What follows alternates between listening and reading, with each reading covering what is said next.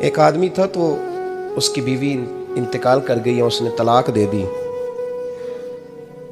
10-11 سال کا اس کا بیٹا تھا، اس نے دوسری شادی کر لی۔ ایک دن اپنے بیٹے سے کہنے لگا، بیٹے وہ سگی اماں ٹھیک تھی یا یہ والی ٹھیک ہے؟ تو بیٹا کہنے لگا، ابا جی یہ ٹھیک ہے، وہ سگی امی جھوٹ بڑے بولتی تھی، سگی امی جھوٹ بڑے بولتی تھی، جھوٹی تھی، یہ سچی ہے۔ اس نے کہا، بیوقوف تیری ماں جھوٹی تھی؟ اس نے کہا، ابا بڑی۔ کہا کس طرح؟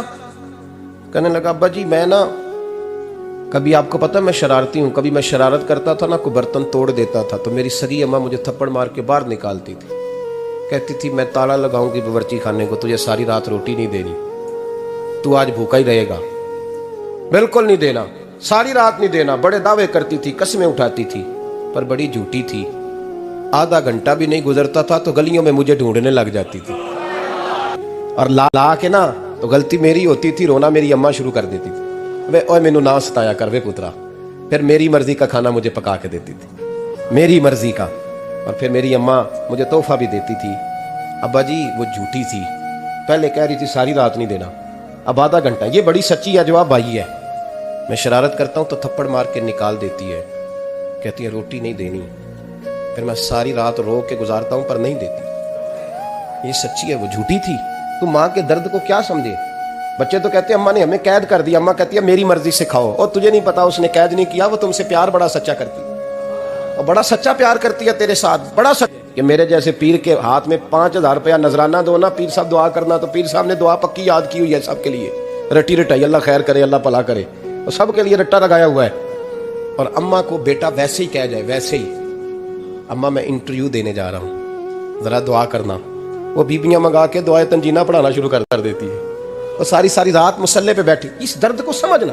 اور بھائی بڑا ویل ڈریس بیٹا ہوتا ہے، ویل ڈریس نوجوان، وہ 18,000 کا جوڑا پہنتا ہے، 7,000 کا جوتا خریدتا ہے، وہ قیمتی قسم کی گھڑی استعمال کرتا ہے، لیکن اسی بچے کے جب اپنے بچے ہوتے ہیں نا تو بیوی کو کہتا ہے یہ لے 10,000 روپیہ، بچوں کے کپڑے خرید لے، میرے صحیح ہیں، ابھی کل ہی تو خریدے تھے۔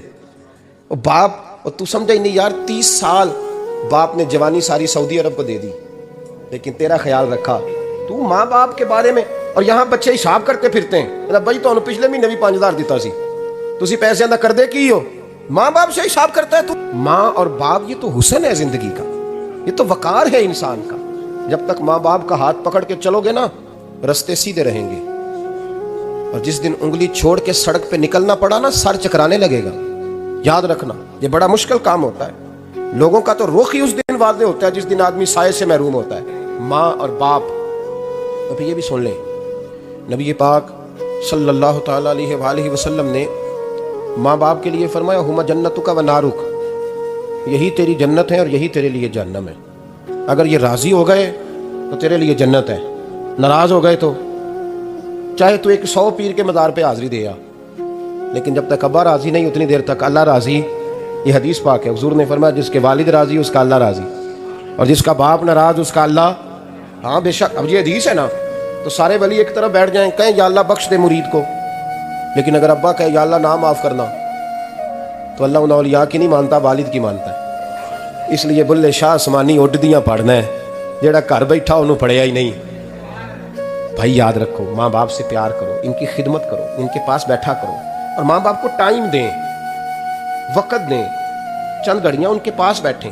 اب یقین کریں ابا جی سے آپ مشورہ کر لیں، صرف مشورہ، مرضی بے شک اپنی کریں، لیکن اس مشورے میں آپ کو اتنا سایہ ملے گا کہ زندگی میں کبھی ناکامی نہیں ہوگی۔